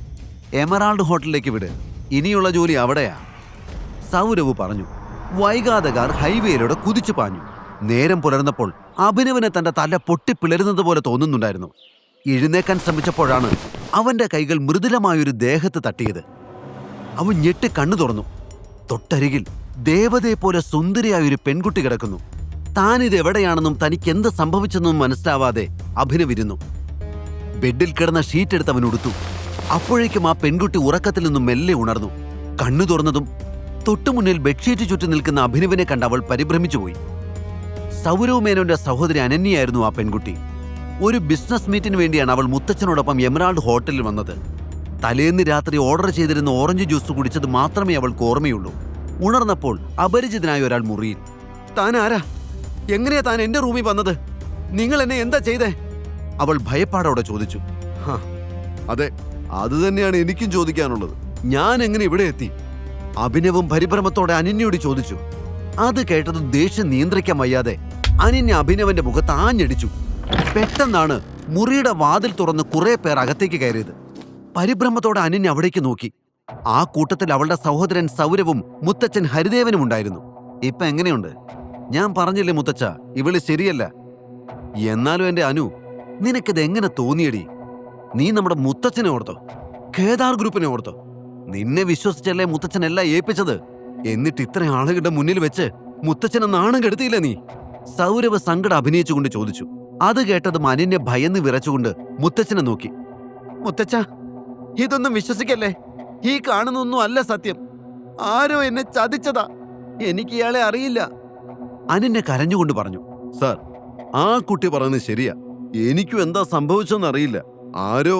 അഭിനവ് പറയാൻ തുടങ്ങിയപ്പോഴേക്കും മതി എന്ന് ഹരിദേവൻ ആംഗ്യം കാണിച്ചു. അയാൾ ചുറ്റിനും ഒന്ന് നോക്കി. കേദാർ ഗ്രൂപ്പിന്റെ ബിസിനസ് പാർട്ട്നേഴ്സാണ് മുറിക്ക് പുറത്തു നിൽക്കുന്നത്. ഉചിതമായൊരു തീരുമാനം കൈക്കൊണ്ടില്ലെങ്കിൽ കുടുംബത്തിന്റെ മാനം ഇതോടെ തകരും. ഉടനെ ഹരിദേവൻ ചുണ്ടിലൊരു ചിരിയെടുത്തണിഞ്ഞു. അതിനുശേഷം അവിടെ കൂടി നിൽക്കുന്നവരോട് പറഞ്ഞു. വൈകുന്നേരത്തെ മീറ്റപ്പേ പറയാന്നാ വിചാരിച്ചത്. പക്ഷെ എന്ത് ചെയ്യാം, സർപ്രൈസ് പൊളിഞ്ഞു. ഇനി ഞാൻ ഒന്നും മറച്ചു വെക്കുന്നില്ല. എന്റെ ഗ്രാൻഡ് ഡോട്ടറെ കല്യാണം കഴിക്കാൻ പോകുന്ന ആളാ ഇത്. അവര് തമ്മിൽ ഇഷ്ടത്തിലാ. അത് കേട്ടതും അനന്യ ഒരു ഞെട്ടലോടെ മുത്തച്ഛനെ നോക്കി. സാർ, ഞാൻ പറയുന്നു ഒന്ന് കേക്ക്. ഹരിദേവനെ യാഥാർത്ഥ്യം പറഞ്ഞ് മനസ്സിലാക്കാൻ വേണ്ടി അഭിനവ് മുന്നോട്ട് വന്നു. ഹരിദേവൻ അഭിനവനെയും വിളിച്ചുകൊണ്ട് അപ്പുറത്തേക്ക് മാറി നിന്നു.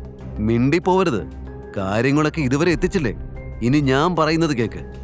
ഇതിന്റെ പേരിൽ ഈ കുടുംബത്തിന് ചീത്തപ്പേരുണ്ടാകാതിരിക്കാൻ ഒരേ ഒരു വഴിയുള്ളൂ.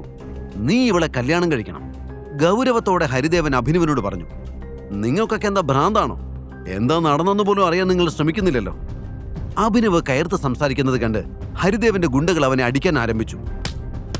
മതി, ഹരിദേവൻ പറഞ്ഞു. അതോടെ ഗുണ്ടകൾ പിന്തിരിഞ്ഞു. വൈകിട്ടത്തെ ഫംഗ്ഷനിൽ നിങ്ങൾ ഒരുമിച്ച് പങ്കെടുക്കണം. ഇതെന്റെ തീരുമാനമാണ്. ബാക്കി പിന്നെ സംസാരിക്കാം. മുത്തച്ഛൻ പുറത്തേക്ക് പോയ ഉടനെ അനന്യ കരഞ്ഞുകൊണ്ട് ഓടി വന്ന അഭിനവന്റെ മുഖത്തേക്ക് വീണ്ടും വീണ്ടും അടിച്ചു. Who are you? Why did you cheat me? നീ എന്തിനാ ഇവിടെ വന്നത്? അവൾ കരഞ്ഞുകൊണ്ട് ചോദിച്ചു. അഭിനവന് വ്യക്തമായി ഒരു മറുപടി ഉണ്ടായിരുന്നില്ല. സത്യമായിട്ട് എനിക്കറിയില്ല, എന്നെ വിശ്വസിക്കേ. അവൻ വീണ്ടും പറയാൻ ശ്രമിച്ചു. എങ്കിലും ഒരു കാര്യം അവന് മനസ്സിലായി. ആരും അവളെ ചതിക്കുകയായിരുന്നു. അതിനിടെ താനും പെട്ടിരിക്കുന്നു. അപ്പോഴേക്കും ഹരിദേവന്റെ ആളുകൾ വന്ന് അഭിനവൻ അവിടെ നിന്നും പിടിച്ചുകൊണ്ടുപോയി. മുറിവുകൾ മരുന്ന് വെച്ച് പരിചരിച്ച ശേഷം അവർ അവനെ വീട്ടിൽ കൊണ്ടുപോയി വിട്ടു. കൃത്യസമയത്ത് പാർട്ടിക്ക് റെഡിയാവണം. ഒരു ഭീഷണി പോലെ അവരിൽ ഒരാൾ പറഞ്ഞു. വഴങ്ങുകയല്ലാതെ മറ്റൊരു വഴിയില്ല എന്ന് അഭിനവ് മനസ്സിലാക്കി. പാർട്ടിക്കിടാൻ പറ്റുന്ന തരത്തിൽ ഒരു പഴയ ബ്ലേസർ മാത്രമേ അവന് കിട്ടിയുള്ളൂ. തന്റെ ഷർട്ടിന് മുകളിൽ ആ ബ്ലേസർ അവൻ ധരിച്ചു. സമയമായപ്പോൾ ഹരിദേവന്റെ ആളുകളോടൊപ്പം അവൻ പാർട്ടി നടക്കുന്ന സ്ഥലത്തേക്ക് തിരിച്ചു. ഹരിദേവന്റെ ആളുകൾ അവനെ അനന്യയുടെ അരികിൽ കൊണ്ടെത്തിച്ചു. അനന്യ അഭിനവിനെ പുച്ഛത്തോടെ നോക്കി. ഒരു പഴയ ബ്ലേസറും ധരിച്ച് വിരലിൽ ഒട്ടും ചേർച്ചയില്ലാതെ കിടക്കുന്ന ഒരു മോതിരവിട്ട് കറക്കി കളിക്കുന്നവനെ താൻ എങ്ങനെയാണ് ഒരു ഫിയാൻസിയായിട്ട് പരിചയപ്പെടുത്തുക എന്നോർത്ത് അനന്യയ്ക്ക് ടെൻഷൻ തോന്നി. തന്നെ ഇവിടുത്തെ വാഴത്തോട്ടത്തെ നോക്കൂത്തിയായിട്ട് നിൽക്കാൻ വിളിച്ചതല്ല. അയാളുടെ ഒരു വേഷവും ചേരാത്തൊരു മോതിരവും ഇതൊക്കെ 20 കൊല്ലം മുമ്പത്തെ ഫാഷനാ. ആ മോതിരമെങ്കിലും നൂരിക്കള. അനന്യ ദേഷ്യത്തോട് പറഞ്ഞു. ഈ മോതിരം എന്റെ അച്ഛൻ എനിക്ക് തന്നതാ. ഇത് കളയാൻ പറ്റില്ല. അഭിനവ് അനന്യയോട് പറഞ്ഞു. താൻ എന്തെങ്കിലും ചെയ്യും. എന്തായാലും ഞാൻ നാണം കെടുമെന്ന് ഉറപ്പാ. അനന്യ പല്ലിറുമ്മിക്കൊണ്ട് പിറുപിറുത്തു.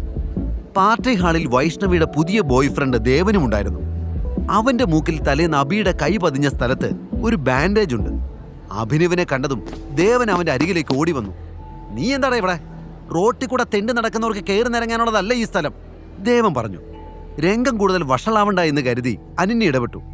മിസ്റ്റർ ദേവൻ, ഇത് ഞാൻ വിവാഹം കഴിക്കാൻ പോകുന്ന ആളാ. ഞാൻ വിളിച്ചിട്ട് അയാൾ വന്നത്. അനന്യ പറഞ്ഞത് വിശ്വസിക്കാനാവാതെ ദേവൻ നിന്നു.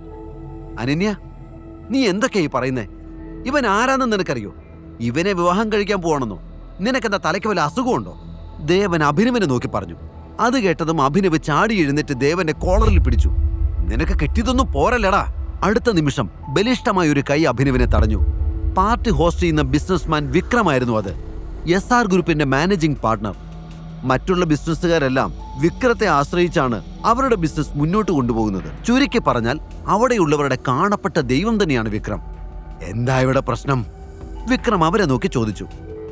വിക്രം സാർ, ഇവനൊരു ക്രിമിനലാ, അനാവശ്യമായിട്ട് ഇവിടെ വന്ന് പ്രശ്നം ഉണ്ടാക്കുക. അത് കേട്ടതും വിക്രം അഭിനവിനെ മൊത്തത്തിലൊന്ന് നോക്കി. നോക്ക് മിസ്റ്റർ, ഇവിടെ വളരെ പ്രധാനപ്പെട്ട ഒരു പാർട്ടിയാണ് നടക്കുന്നത്. ഒരുപാട് VIP ഗസ്റ്റ് ഒക്കെ വരുന്നതാ. അതിനിടയില് ഇങ്ങനത്തെ ഷോയൊന്നും വേണ്ട. നിങ്ങൾക്ക് ഞാൻ ഇൻവിറ്റേഷൻ അയച്ചിട്ടില്ലല്ലോ. ഇൻവൈറ്റ് ചെയ്തവർ മാത്രം മതി ഇവിടെ. പ്രശ്നം ഉണ്ടാക്കാതെ നിങ്ങൾ പുറത്തു പോകണം. ഒട്ടും മയമില്ലാതെ വിക്രം അഭിനവിനോട് ആവശ്യപ്പെട്ടു. അഭിനവ് എങ്ങനെ പ്രതികരിക്കുമെന്ന് അറിയാത്തതിനാൽ അത് കേട്ട ഉടനെ അനന്യ പറഞ്ഞു, സോറി സാർ, ഇതിന്റെ ഫിയാൻസിയാ, പ്രശ്നം ഉണ്ടാക്കാൻ വേണ്ടി വന്നതല്ല, ഞങ്ങൾ ഇപ്പൊ തന്നെ പോയേക്കാം. അവൾ അഭിനവിന്റെ കൈയും പിടിച്ച് പുറത്തേക്ക് നടന്നു. അപ്പോഴാണ് വിക്രമിന്റെ കണ്ണുകൾ അഭിനവിന്റെ മോതിരത്തിലെത്തിയത്. ഒരു മിനിറ്റ്, വിക്രം പിന്നിൽ നിന്ന് വിളിച്ചു. അത് കേട്ട് എല്ലാവരും ഒരുമിച്ച് വിക്രമിനെ നോക്കി. എനിക്ക് നിങ്ങളോടൊരു കാര്യം പറയാനുണ്ട്. വിരോധമില്ലെങ്കിൽ ഒന്ന് എന്റെ ക്യാബിനിലേക്ക് വരൂ. വിക്രമിന്റെ സംസാരത്തിൽ വന്ന മാറ്റം കണ്ട് ദേവനും കൂട്ടുകാരും അമ്പരന്ന് പോയി. ഒരു ഡെലിവറി ബോയോട് ഇത്രയും വലിയൊരു മനുഷ്യന് എന്താണ് സംസാരിക്കാനുള്ളതെന്ന് അവർ ചിന്തിച്ചു. അപ്പോഴേക്കും വിക്രം അവനെയും കൊണ്ട് അവിടെയുള്ള തന്റെ ഓഫീസ് മുറിയിലേക്ക് നടന്നു തുടങ്ങിയിരുന്നു. മുറിയിൽ കയറി വാതിലടച്ച ശേഷം വിക്രം അവനെ നോക്കി പറഞ്ഞു, നിന്റെ മോതിരം എനിക്ക് ഊരിത്താ. അത് കേട്ടതും അഭിനവിന്റെ നെറ്റി ചുളിഞ്ഞു. എന്തിന്? അവൻ ചോദിച്ചു. എനിക്കതൊന്ന് നോക്കണം, ഞാനിത് മുമ്പ് എവിടെയോ കണ്ടിട്ടുണ്ട്, വിക്രം പറഞ്ഞു. അഭിനവ് സംശയത്തോടെ മോതിരം ഊരി വിക്രമിന്റെ കയ്യിൽ വെച്ചു കൊടുത്തു. വിക്രം മോതിരം തിരിച്ചും മറിച്ചു നോക്കി. അതിന്റെ ഉൾഭാഗത്ത് T എന്ന അക്ഷരം തിളങ്ങുന്നത് അയാൾ കണ്ടു.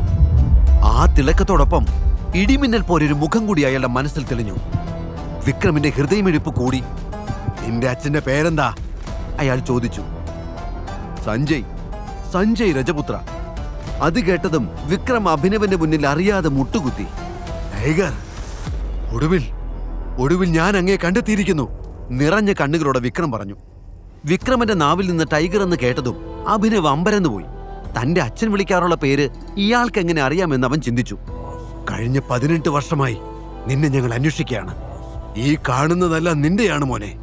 നിന്റെ അച്ഛൻ സഞ്ജയ് രജപുത്രയുടെ അധ്വാനത്തിന്റെ ഫലം. വിക്രം പറഞ്ഞത് കേട്ട് അഭിനവ് ഞെട്ടിപ്പോയി. ഞാനും നരേന്ദ്രനും നിന്റെ അച്ഛനും കൂടെ കെട്ടിപ്പൊക്കിയതാ MK ഗ്രൂപ്പ്. ഇവിടെ ഞങ്ങൾക്ക് ശത്രുക്കളില്ലായിരുന്നു. നിന്റെ അച്ഛന്റെ പേര് കേട്ടാ മതി എല്ലാവരും വിറയ്ക്കും. പക്ഷേ അദ്ദേഹം പോയതോടെ കാര്യങ്ങളെല്ലാം മാറി. ശത്രുക്കളുടെ എണ്ണവും കൂടി. ഡേവിഡ് തരകൻ എന്നൊരാളുണ്ട്, പണ്ടേ MK ഗ്രൂപ്പിന്റെ ശത്രുവാണ്. ഇപ്പോ അയാൾ നിന്നെ കൊല്ലാൻ നടക്കുക. ഞാനും നരേന്ദ്രനും എപ്പോഴും നിന്റെ അച്ഛന്റെ കൂടെ തന്നെ ഉണ്ടായിരുന്നു. നോക്ക്, ഞങ്ങൾ എല്ലാവരും കൂടി ചേർന്നെടുത്ത ഫോട്ടോ. വിക്രം ചുമരിൽ തൂക്കിയിട്ടിരിക്കുന്ന ഫോട്ടോയിലേക്ക് ചൂണ്ടിക്കൊണ്ടു പറഞ്ഞു. അഭിനവന്റെ കണ്ണുകൾ ആ ഫോട്ടോയിൽ എത്തി നിന്നു. അതിലുള്ള ഓരോരുത്തരെയും വിക്രം അവന് പരിചയപ്പെടുത്തി. ഇത് ഞാൻ, നടുക്കുള്ളത് നിന്റെ അച്ഛൻ സഞ്ജയ്, അടുത്ത് നിൽക്കുന്നത് നരേന്ദ്രൻ. നരേന്ദ്രന്റെ മുഖം കണ്ടതും അഭിനവ് ഞെട്ടിപ്പോയി. കാലം എത്ര കഴിഞ്ഞാലും തനിക്ക് മറക്കാൻ കഴിയാത്ത മുഖം. എപ്പോഴും താൻ കാണുന്ന സ്വപ്നങ്ങളിൽ തെളിഞ്ഞു വരാറുള്ള അതേ മുഖം. തന്റെ അച്ഛനെ ചതിച്ചു കൊന്നവൻ നരേന്ദ്രൻ. അഭിനവന്റെ കണ്ണുകൾ തീക്കനൽ പോലെ ചുവന്നു. അത് കണ്ടതും വിക്രം ചോദിച്ചു, എന്താ മോനെ, എന്തെങ്കിലും പ്രശ്നമുണ്ടോ? ഏയ്, ഒന്നുമില്ല, നിങ്ങൾ പറഞ്ഞോളൂ, അഭിനവ് പറഞ്ഞു. ഇപ്പോഴിതൊക്കെ നോക്കി നടത്തുന്നത് നരേന്ദ്രന്റെ മോൻ രോഹന. എന്നെങ്കിലും ടൈഗർ തിരിച്ചു വരുമെന്ന പ്രതീക്ഷയിലാണ് ഇതുവരെ ഞങ്ങൾ കാത്തിരുന്നത്. എല്ലാം നീ ഏറ്റെടുക്കണം. സഞ്ജയ് നിർത്തിയിടത്തു നിന്ന് നീ തുടങ്ങണം, വിക്രം പറഞ്ഞു. അഭിനവ് എല്ലാം ശ്രദ്ധിച്ചു കേട്ടു. MK ഗ്രൂപ്പിനെ പറ്റി അവന് മുന്നേ അറിയാം. ലോകം മുഴുവൻ പടർന്നു പന്തലിച്ച് കിടക്കുന്ന ബിസിനസ് സാമ്രാജ്യം തന്നെയാണത്. കൊച്ചിയിലെ എല്ലാ വലിയ സംരംഭങ്ങളിലും MK ഗ്രൂപ്പ് എന്ന ബിസിനസ് ഭീമന്മാരുടെ ഷെയറുണ്ട്. 1000 രൂപ തികച്ചെടുക്കാനില്ലാതിരുന്ന താനാണ് ഇപ്പോൾ കോടികൾ വിലമതിക്കുന്ന സ്വത്തുക്കളുടെ അധിപനാണെന്ന് പറയുന്നത്. പക്ഷെ അവനെ അലട്ടുന്ന മറ്റൊരു കാര്യം ഇപ്പോൾ മുന്നിലുണ്ട്. അഭിനവ് വല്ലാത്തൊരു ഭാവത്തോടെ ചുമരിലെ ഫോട്ടോയിലേക്ക് നോക്കി. അച്ഛന്റെ വാക്കുകൾ ഇടിമുഴക്കം പോലെ അവന്റെ കാതിൽ മുഴങ്ങി. ടൈഗർ അബി, ആ ചതിയന്റെ മുഖം നീ കണ്ടതല്ലേ? ഓർത്തു വെക്കണം, ഒരിക്കൽ അവൻ നിന്റെ മുന്നിൽ വരും.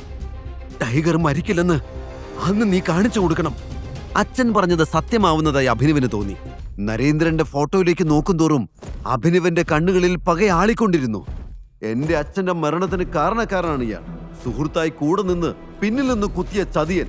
ഇയാളോട് പകരം ചോദിച്ചാൽ മാത്രമേ അച്ഛന്റെ ആത്മാവിന് ശാന്തി കിട്ടൂ. ടൈഗറിന്റെ മനസ്സിരമ്പി. ഇത്രയും നാൾ നീ എവിടെയായിരുന്നു മോനെ? അബിയുടെ ചിന്തകളെ മുറിച്ചുകൊണ്ട് വിക്രം ചോദിച്ചു. എനിക്ക് വേറെ ആരുമില്ലല്ലോ, അച്ഛൻ മരിച്ച ശേഷം ഞാനൊരു ഓർഫണേജിലായിരുന്നു. പഠിച്ചതും വളർന്നതും ഒക്കെ അവിടെയാ. പിന്നെ ഒരു ചെറിയ മുറി വാടകയ്ക്കെടുത്തു. ഹയർ സ്റ്റഡീസിന് പൈസയൊക്കെ ജോലി ചെയ്ത് ഉണ്ടാക്കേണ്ടി വന്നു. ഇപ്പോഴും അങ്ങനെയൊക്കെ പോണു. അഭിനവ് പറഞ്ഞു. 5 വയസ്സിൽ അച്ഛനെ നഷ്ടപ്പെട്ടു എന്നല്ലാതെ തന്റെ കുടുംബത്തെപ്പറ്റി കൂടുതലൊന്നും അവൻ അറിയില്ല എന്ന് വിക്രമിന് മനസ്സിലായി. അവന്റെ തോളിൽ കൈവച്ചുകൊണ്ട് വിക്രം പറഞ്ഞു, നിന്നെ അന്വേഷിക്കാൻ ഇനി ഒരു സ്ഥലവും ബാക്കിയില്ല മോനെ. ഞങ്ങളുടെ കയ്യിൽ നിന്റെ ഒരു പഴയ ഫോട്ടോ മാത്രമേ ഉണ്ടായിരുന്നുള്ളൂ. അതും വെച്ച് എത്ര കാലം നിന്നെ തിരയാൻ പറ്റും? നീ അങ്ങ് വളർന്നു പോയില്ലേ? അഭിനവനെ സ്നേഹത്തോടെ നോക്കിക്കൊണ്ട് വിക്രം തുടർന്നു. എന്നാലും നീ ഞങ്ങളുടെ സഞ്ജയുടെ മോനല്ലേ? എന്നെങ്കിലും ഒരിക്കൽ നീ വരുമെന്ന് എനിക്ക് ഉറപ്പായിരുന്നു. ഇതൊക്കെ അറിയുമ്പോ രോഹനും സന്തോഷമാകും. നിറഞ്ഞ കണ്ണുകൾ തുടച്ചുകൊണ്ട് അയാൾ പറഞ്ഞു. രോഹന്റെ പേര് കേട്ടപ്പോൾ അഭിനവന് ദേഷ്യം വന്നു. തന്റെ അച്ഛനെ കൊന്നവന്റെ മകൻ ഇതൊക്കെ അറിഞ്ഞ് സന്തോഷിക്കുമെന്ന് അഭിനവന് തോന്നിയില്ല. ഒരുപാട് ചോദ്യങ്ങൾക്ക് ഇനിയും ഉത്തരം കിട്ടാനുണ്ടല്ലോ എന്ന് അവൻ ചിന്തിച്ചു. അങ്കിൾ, എന്റെ അച്ഛൻ എന്നോട് ഈ ഗ്രൂപ്പിനെ പറ്റി ഒന്നും പറഞ്ഞിട്ടില്ല. അഭിനവ് പറഞ്ഞു. അവൻ നിന്നെ ഇതിൽ നിന്നൊക്കെ മാറ്റി നിർത്താനാ നോക്കിയത്. പക്ഷെ ഇനിയിപ്പോ അത് പറ്റില്ല. എല്ലാം പഴയതുപോലെ ആവണം. നഷ്ടപ്പെട്ടതെല്ലാം തിരിച്ചു പിടിക്കണം. സഞ്ജയ് പോയപ്പോൾ ഗ്രൂപ്പ് വിട്ടു പോയവരെല്ലാം തിരിച്ചു കൊണ്ടുവരണം. The game is still on, Vikram പറഞ്ഞു. തന്റെ കൂട്ടുകാരനായ നരേന്ദ്രനാണ് സഞ്ജയിനെ കൊന്നതെന്ന കാര്യം വിക്രമന് അറിയില്ല എന്ന് അഭിനവന് അപ്പോൾ മനസ്സിലായി. വിക്രം തന്റെ ടേബിളിന്റെ വലിപ്പ് തുറന്ന് ഒരു ചെക്ക് പുറത്തെടുത്ത് അതിലൊരു തുക എഴുതി ഒപ്പിട്ടു. ഇത് 50 കോടി രൂപയുടെ ചെക്ക. ഇത് കൈവച്ചോ. ടൈഗറായി ഉത്തരവാദിത്തങ്ങൾ ഏറ്റെടുക്കുന്നത് വരെ നിനക്ക് ഈ പണം ഉപയോഗിക്കാം, വിക്രം പറഞ്ഞു. അഭിനവ് വിക്രമിന്റെ കയ്യിൽ നിന്ന് ആ ചെക്ക് വാങ്ങി. തന്റെ ജീവിതം മാറി മറിഞ്ഞിരിക്കുന്നുവെന്ന് അവന് വിശ്വസിക്കാൻ കഴിഞ്ഞില്ല. ചെക്ക് ലീഫ് തിരിച്ചു വെച്ചിട്ട് വിക്രം തുടർന്നു. എല്ലാ നീക്കങ്ങളും സൂക്ഷിച്ചു വേണം. നീയാണ് ടൈഗർ എന്ന് തൽക്കാലം ആരും അറിയണ്ട. എല്ലായിടത്തും ശത്രുക്കളുണ്ട്. എല്ലാം പറയാനൊരു നല്ല അവസരം വരുന്നത് വരെ നമ്മൾ കാത്തിരിക്കണം. തൽക്കാലം ഇതുവരെ നീ എങ്ങനെയാണോ ജീവിച്ചത് അതുപോലെ തന്നെ കഴിയുക. അഭിനവ് അത് കേട്ട് തലയാട്ടി. ഇതേ സമയം പുറത്ത് ദേവനും സൗരവും അനന്യയും അക്ഷമരായി കാത്തു നിൽക്കുന്നുണ്ടായിരുന്നു. വിക്രം സാർ അവനെ തട്ടിക്കാണുമെന്ന് എനിക്ക് തോന്നുന്നത്. അല്ലാതെ ഇത്രയും നേരം വാതിലടച്ചിരിക്കേണ്ട കാര്യം എന്താ? സൗരവ് ചോദിച്ചു. പാവം, സുന്ദരിയായൊരു പെണ്ണിനെ കിട്ടിയിട്ട് ഒരു രാത്രി പോലും അവളോടൊപ്പം കഴിയാനുള്ള യോഗ അവനില്ല, ദേവൻ കളിയാക്കിക്കൊണ്ട് പറഞ്ഞു. അവർ തന്നെ കളിയാക്കാണെന്ന് അനന്യയ്ക്ക് മനസ്സിലായി. എങ്കിലും അനന്യയുടെ ഉള്ളിൽ ചെറിയൊരു ടെൻഷൻ ഉണ്ടായിരുന്നു. അവര് പറഞ്ഞതുപോലെ തന്നെ വിക്രം എന്തിനും മടിക്കാത്ത ആളാണ്. ഒരു മനുഷ്യൻ മരിക്കുമെന്ന് പറഞ്ഞുകൊണ്ട് എങ്ങനെ ഇവർക്കൊക്കെ സന്തോഷിക്കാൻ പറ്റുന്നത്? അവൾ ചിന്തിച്ചു. നിങ്ങളൊന്നും മിണ്ടാതിരിക്കാവോ? അനന്യ അവരോട് ദേഷ്യപ്പെട്ടു. ഓ, ഞങ്ങളൊന്നും പറയുന്നില്ല. കുറച്ചു കഴിയുമ്പോൾ അവൻ പീസായിട്ട് ചാക്കി കയറി വരും. അപ്പ വിശ്വസിച്ചാ മതി, സൗരവ് പറഞ്ഞു. അത് കേട്ട് ദേവൻ ചിരിച്ചു. പെട്ടെന്ന് വിക്രമിന്റെ മുറിയുടെ വാതിൽ തുറന്നു. വിക്രം അഭിനവനെ കൂട്ടിക്കൊണ്ട് പുറത്തേക്ക് വന്നു.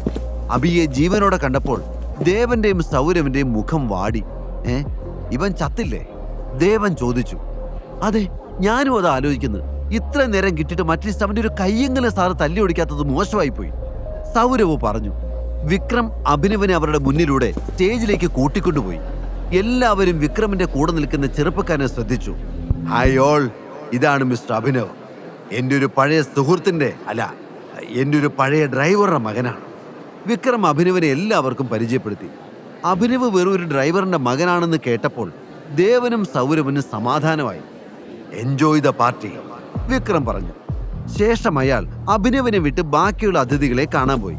വിക്രം എന്തിനാണ് ഒരു ഡ്രൈവറുടെ മകൻ ഇത്രയും പ്രാധാന്യം നൽകുന്നതെന്ന് ദേവനും സൗരവനും മനസ്സിലായില്ല. അപ്പോഴേക്കും അനന്യ അവന്റെ അരികിലേക്ക് മെല്ലെ മെല്ലെ നടന്നു വന്നു. നിനക്ക് കുഴപ്പമൊന്നുമില്ലല്ലോ അല്ലേ? വിക്രം സാറ് കൂട്ടിക്കൊണ്ടുപോയപ്പോ നീ തീർന്നെന്നാ ഞാൻ വിചാരിച്ചത്, അനന്യ പറഞ്ഞു. ഞാൻ ചത്ത നിനക്കെന്താ പ്രശ്നം? നീ എന്തിനാ ടെൻഷനാവുന്നേ? അഭിനവ് അവളെ കളിയാക്കി ചോദിച്ചു. അയ്യോ, എനിക്ക് ടെൻഷനൊന്നുമില്ല. വിക്രം സാറിന്റെ ഒരു രീതി വെച്ച് പറഞ്ഞേ ഉള്ളൂ, അനന്യ പറഞ്ഞു. അപ്പോഴേക്കും സൗരവും ദേവനും അങ്ങോട്ട് വന്നു. അകത്ത് പോയിട്ട് കുറെ നേരം ആയല്ലോടാ, സാറെന്താ പറഞ്ഞേ? ദേവൻ ചോദിച്ചു. അത് കേട്ട് അഭിനവ് അവനെ അടിമുടി ഒന്ന് നോക്കി. ഓ അതോ? പുറത്തിറങ്ങിയ ഉടനെ ദേവനെന്ന് പേരുള്ള ഒരു കഴുത വന്ന് എന്തെങ്കിലും ചോദിക്കും. അവനോടൊന്നും പറയേണ്ടെന്നാ സാറ് പറഞ്ഞത്. സംഭവം സത്യമാണെന്ന് ഇപ്പൊ മനസ്സിലായി. ദേവനെ കളിയാക്കിക്കൊണ്ട് അഭിനവ് അവിടെ നിന്നും മാറി. ഇവനെ പറഞ്ഞിട്ട് കാര്യമില്ല. കൾച്ചറില്ലാത്ത ഈ ദരിദ്രവാസിയെ പിടിച്ച് തലയിൽ കയറ്റി വെച്ചവരെ വേണം പറയാൻ. ഇപ്പൊ അവന്റെ അഹങ്കാരം കണ്ടില്ലേ?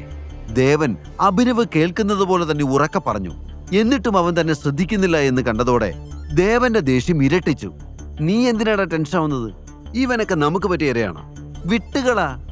സൗരവ് അവനെ സമാധാനിപ്പിക്കാൻ ശ്രമിച്ചുകൊണ്ട് പറഞ്ഞു.